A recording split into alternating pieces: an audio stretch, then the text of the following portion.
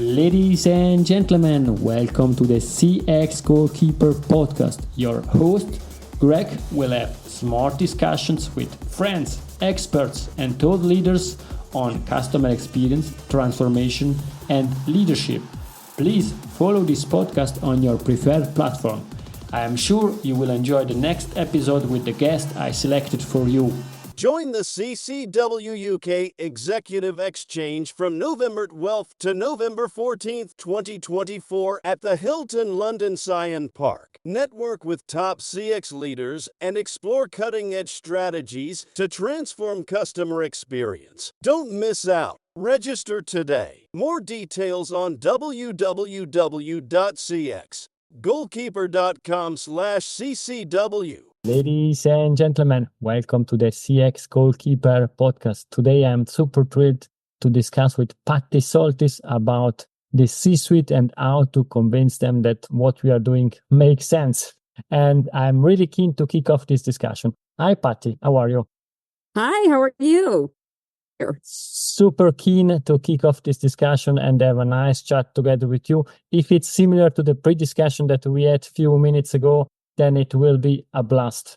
But before we kick off the discussion, Patty, could you please introduce yourself? Okay. Hi, I'm Patty Soltis. I am a senior customer experience manager at a company called Upwork. We are a tech platform that matches contractors with organizations. So we're kind of like that middleman sort of thing. So I work in the tech world.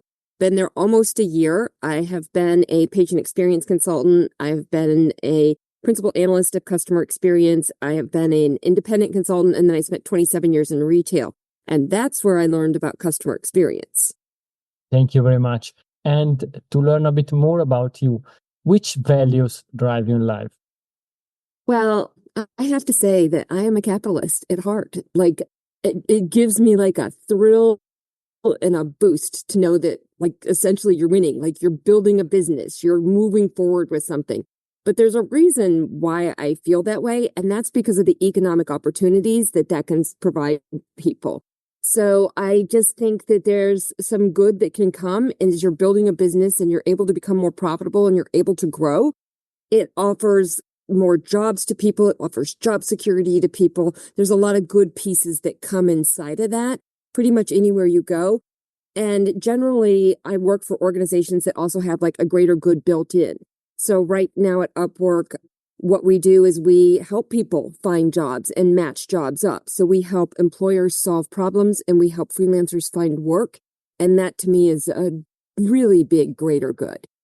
Thank you very much. I think your employer helps people find jobs. And with this discussion, we help people learn more. And therefore, let's really learn about how to convince the C-suite that what we are doing makes sense and to prove that to them in their language. But it's not about me, it's now about you. How can CX professionals align their initiatives with the top priorities of leadership to gain executive buy-in? I think the first thing you have to do is find out what that North Star is.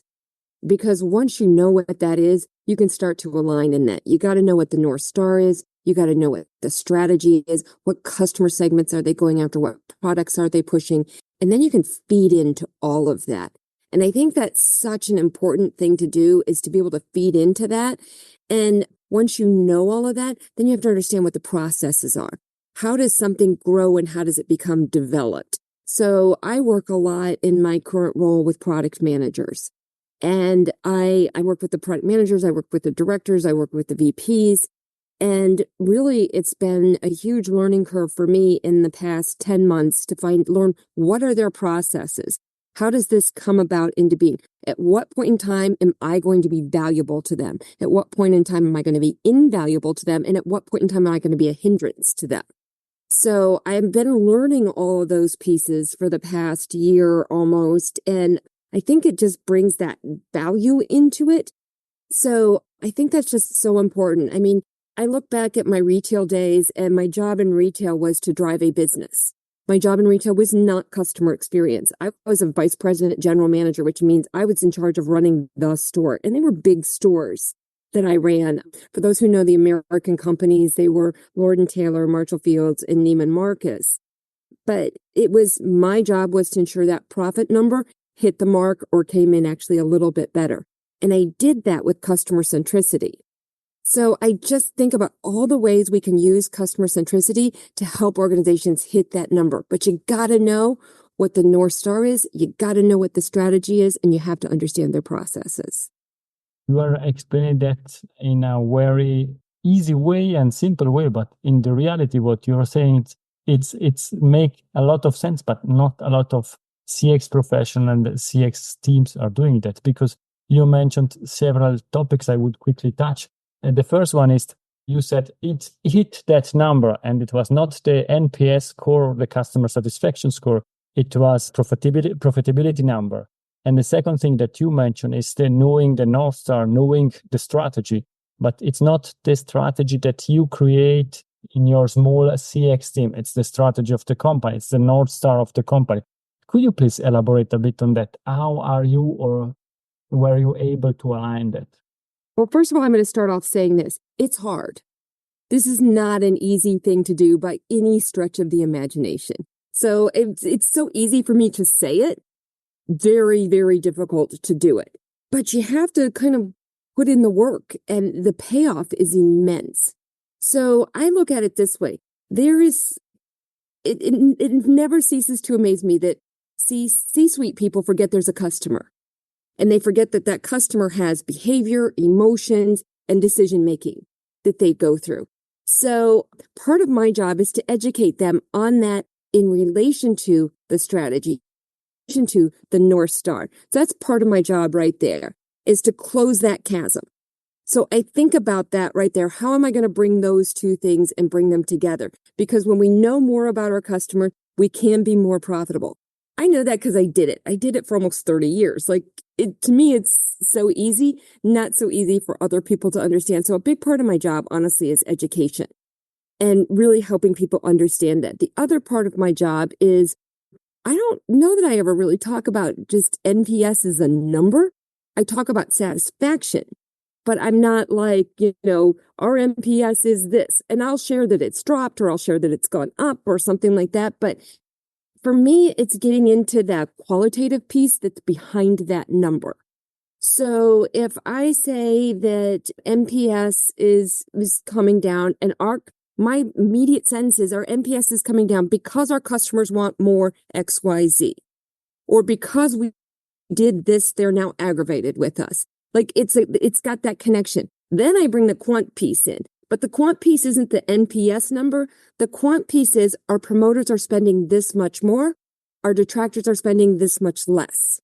Our promoters' retention is this. Our detractor retention is this. So that's where I bring the actual numbers into play in what I do. And it makes such a difference because, quite frankly, nobody cares what the NPS number is actually, unless you want you're one of those people that wants the bragging rights on it. What they want to know is how's that going to impact my profitability?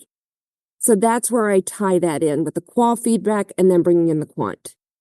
Thank you very much. As you were saying, one common friend is always saying the NPS is to massage the ego of our bosses, but important is to bring that back to real profitability numbers. I know that you are very active in the CX community. You did some webinars, workshops, and so on. What are some key takeaways that illustrate effective methods for aligning CX efforts with the expectation of the C-suite? The big thing that I've found with that is that I think CX professionals want to do better. I don't think they know how. So I think that, it comes back to education again. How do you do that? Now, for me, I'm a business person first. I'm a CX person second. I'm a business person because I know CX can drive the business and I want to drive the business. There's a lot of CX people out there that want to drive the customer experience. And I'm like, you got to throw that part out and you got to figure out how are you driving the business. So I think it's important to educate people on what exactly does that mean. I can't explain it to you in the amount of time that we have here today, but there are some steps that you can take to that. You can create a strategy that's in alignment with your company strategy. Look at metrics inside the organization. Look at the business metrics first, and then start tying your CX metrics into the business metrics. Don't just start, you can't just start talking about CX metrics and so on and so on. Like, nobody cares what that is. Like, they care what's it going to do for the business. So that's another quick win that you can have. You can look at the insights that you have inside of your organization and how is that behavior driving profit? How is it driving either the right kind of revenue or how is it somehow decreasing costs? But you got to make that connection. So it's constantly making that connection, whether it's with insights, whether it's with strategy, whether it's with metrics, like whether it's with business analytics that you have. You got to tie that all back in as a CX leader into what is driving profit. It totally makes sense. In the pre-discussion, you mentioned something that data is nowadays is key. It's something that you need and you can leverage.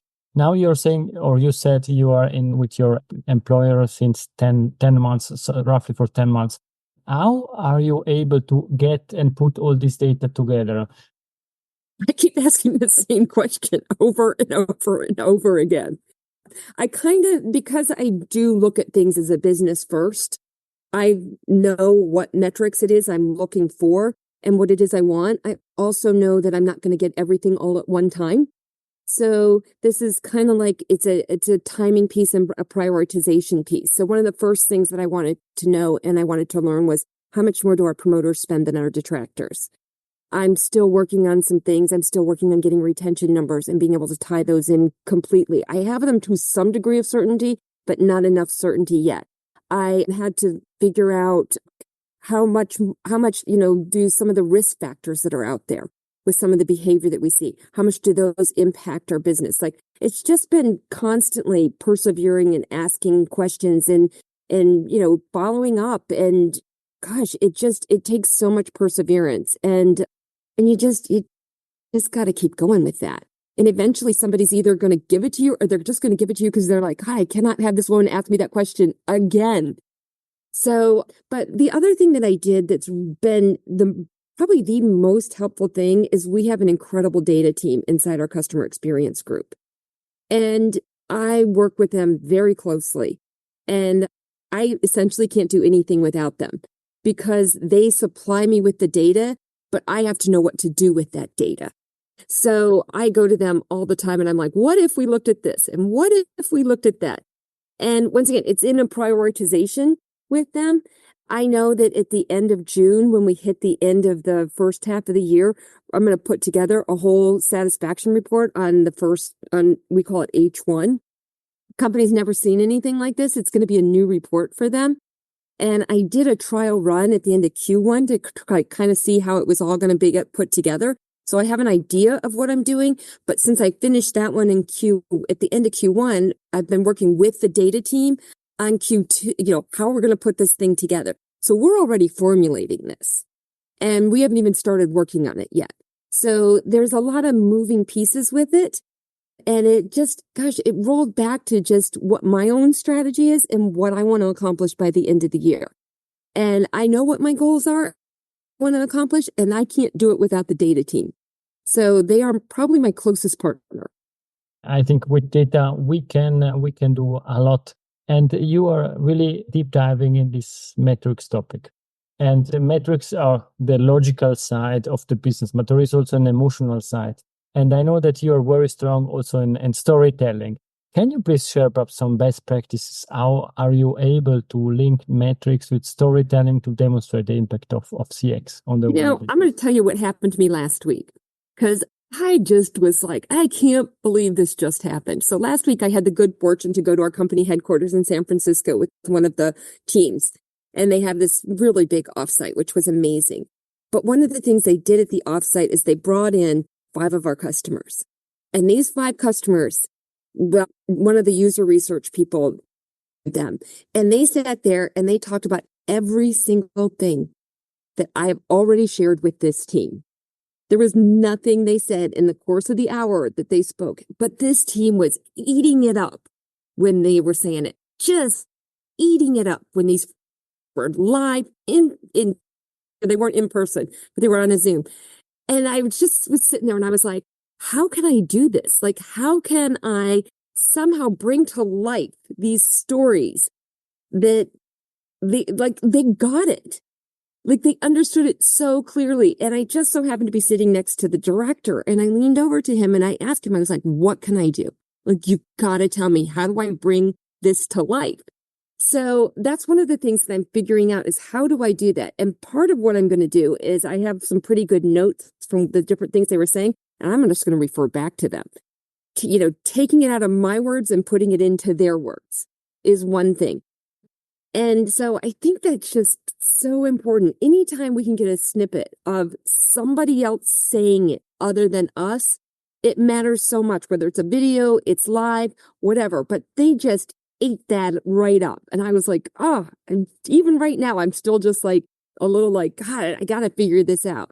But I actually have a storytelling formula that I use. And my storytelling formula has got 3 parts to it. The first part is the attention getter. And that's the emotion. That's the click. That's the, here's what I've got to get you. So I'm going to tell the emotional part of it. I'm going to find somewhere a freelancer quote. And if I have to sift through 4,000 of them, I'm going to sift through 4,000 of them because I'm going to find it that's about how Upwork as an organization helps them live their life. It puts food on their table. It pays their bills. It puts a roof over their head. Like whatever it is, I'm going to find that. Because I found those quotes and they're out there. You just have to dig to find them. But that one always pulls people in when they realize that this is just not about the work. This is about a life for these people. And on the client side, I find them where it just boosted their business. It made such a difference to them and it made their lives easier. But that's the first part, the attention grabber. Then it's 3 things that they need to know. And that's a lot of times where the quantitative pieces come in. And then comes my call to action. And that's this is what I need you to do. That's my little formula. That's a great formula that we should use every time because it makes it emotional, understandable, and there is a call to action at the end.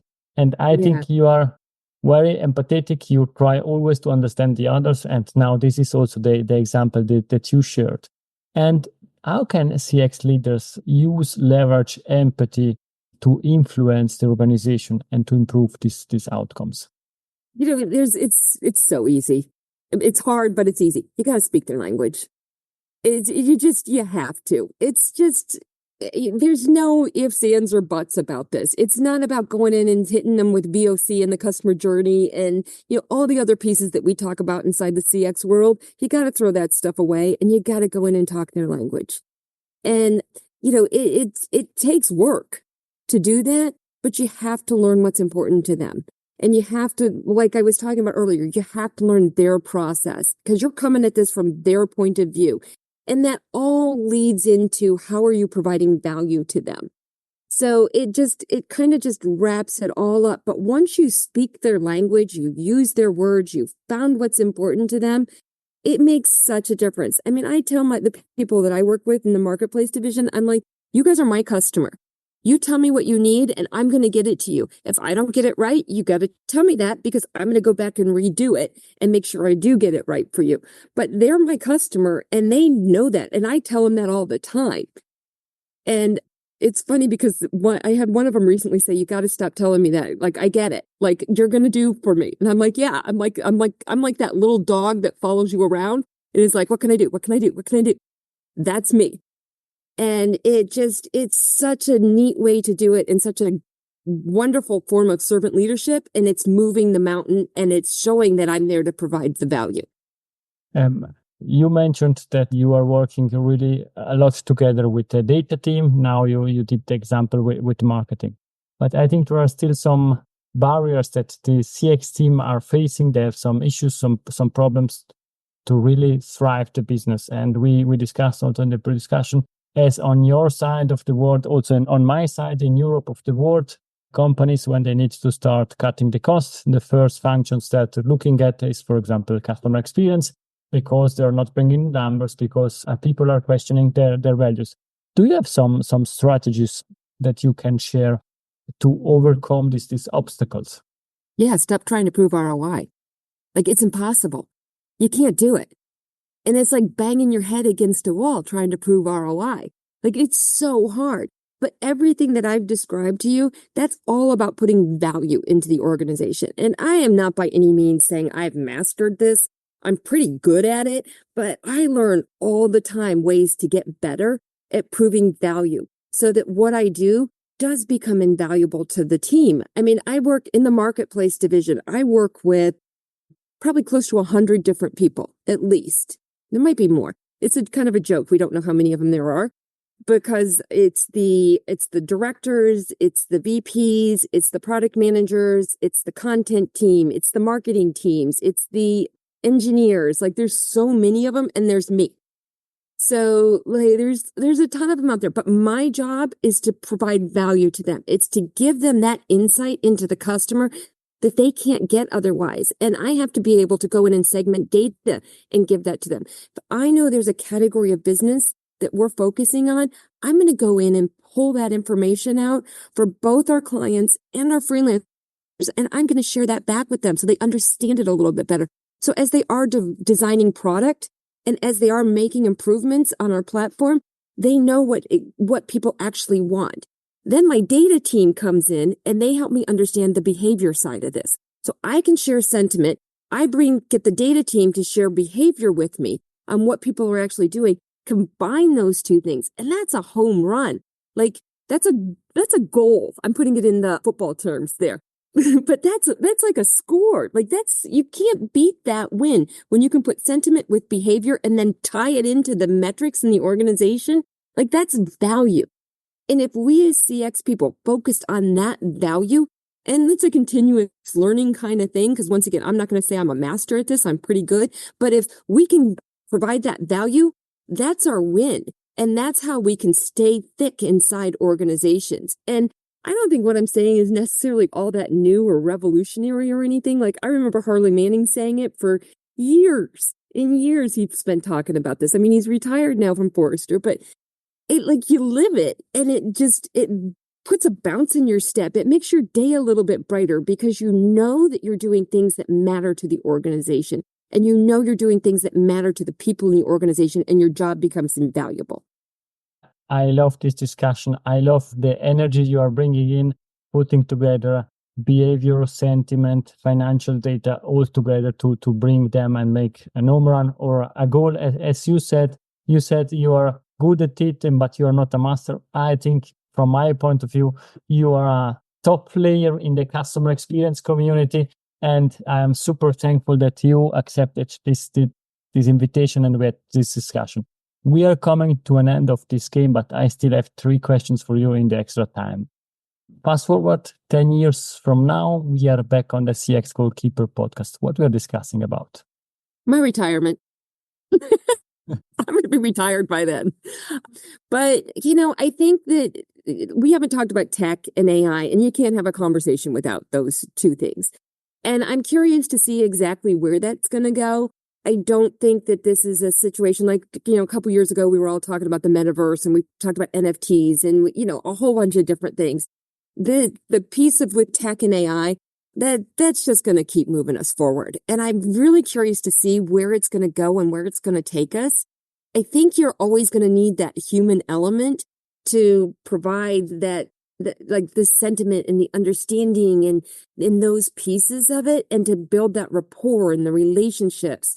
Like, I think you're always going to need that. What is it? I can never remember his name, the professor at Harvard who 20 years ago said 95% of decision making is emotional. Like, we're always going to need that. But I think there's going to be so much more that's going to come with it that can really help elevate our industry and customer experience and can really make us better at what we're doing. And I'm curious to see what that's going to be and where that's going to take us. Thank you. I hope that perhaps you are retired, but your avatar is going to help, coach, and still work in our CX community, that we can still have this great discussion together. In the meantime, what's the best way to contact you? Oh, you can find me on LinkedIn. I'm there all the time. So just reach out to me on LinkedIn, and I'm pretty responsive. So I feel pretty good about that part. Thank you very I'm much. not the best emailer, but I'm good on LinkedIn. And the last question is, Patty's golden nugget, it's something that we discussed or something new to leave to the audience with? Yeah, mine is easy. Stop trying to prove ROI. Go prove value. Just go be valuable to your organization. Thank you very much. And with these smart words, we conclude this discussion. Patty, thank you very much for your time. Oh my gosh, thank you so much. You make this so much fun. Thank you. Please, Patty, stay with me. To the audience, it's everything for today. Feel free to contact me or to contact Patty. You will find her on LinkedIn. In the show notes, you will find also the link and all the relevant links that we discussed today. Thank you very much, and bye-bye. If you enjoyed this episode, please share the word of mouth. Subscribe it, share it.